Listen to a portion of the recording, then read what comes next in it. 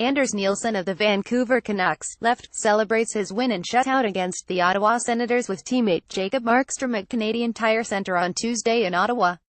Janet Chitilova freestyle photo. Getty Images. Detroit, Michigan. Not all goals are fun. Take the empty net variety. These are barely enjoyable to the teams that score them, even when they earn a player a hat trick. Then there are the ones which have been happening to Vancouver. Bad ones. Improbable goals from impossible angles, sliding through, curling around and rolling under Canucks goalies. We've seen soft goals before in Vancouver, but not like this. From the moment the Canucks traded for Roberto Luongo, thus began a golden era in the Canucks net. It lasted for a glorious decade of saves, too, during which Vancouver was 5th in the NHL in goals against. The Canucks always had two things they could count on, a solid number one and a goalie coach in Rolly Melanson, who was incredibly efficient and successful in preparing the backups. Right now, they don't have either. The hope is at least one of those things will change. Working against the Canucks is that neither of their Swedish evergreens, Jacob Markstrom and Anders Nilsson, have been a featured backstop. At least, not for long. It's not an easy transition, from a 1B type to a number one, and few goalies make it look like one. Most have setbacks as they navigate the path. Both Markstrom and Nilsson turned 28 years old this season, and history suggests by that age you are what you are in the NHL, and yes, that applies to goalies, too. But there are exceptions, and the Canucks' fortunes depend on one or both developing into outliers. Believe it or not, there are still reasons to be optimistic about the goaltending. For one, they gave up 2.98 goals a game last year, and most thought Vancouver's goaltending was a strength. This season, the Canucks have been giving up 3 goals a game, and that's with several eye-popping softies. Really, in his 2 games, Nilsson has looked sharp. The years he's spent working on controlling that massive frame with subtle movements have seemingly paid off. His .918 save percentage is encouraging, especially when you consider one of his games was a collective team derailment in Boston.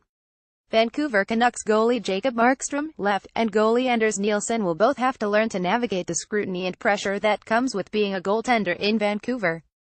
Daryl Dike. The Canadian press. Then there's Markstrom. He was furious with himself during Friday's first intermission in Buffalo after surrendering a goal which was as soft as a baby powder cupcake. It was the worst possible bad goal too, one that came against the flow of play.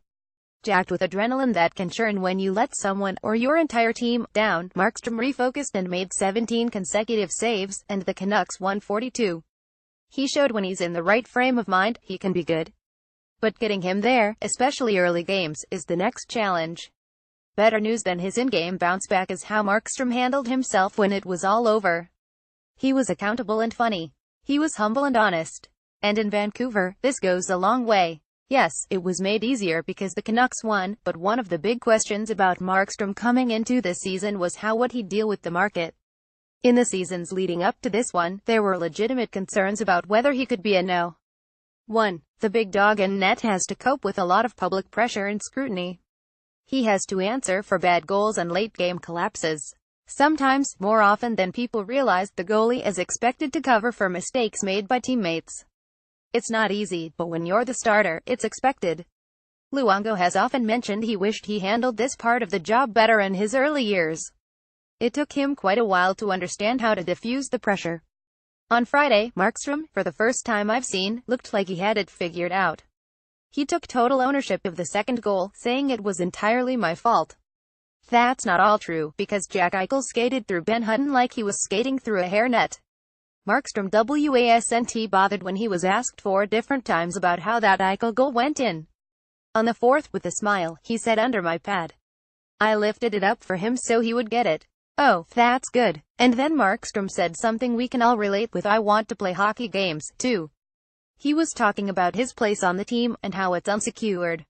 If he doesn't play well, he doesn't play. In that moment, Markstrom was the scrappy underdog who seemed to appreciate the reality he's not that many mistakes away from not playing for a while. You could feel the impact of the current internal competition he's in enveloping him. And for the first time in a while, you could sense that this was a guy fans could still rally around and believe in. It's a long year, big things could still happen for him. Jay Botchford at postmedia.com, twitter.com Botchford.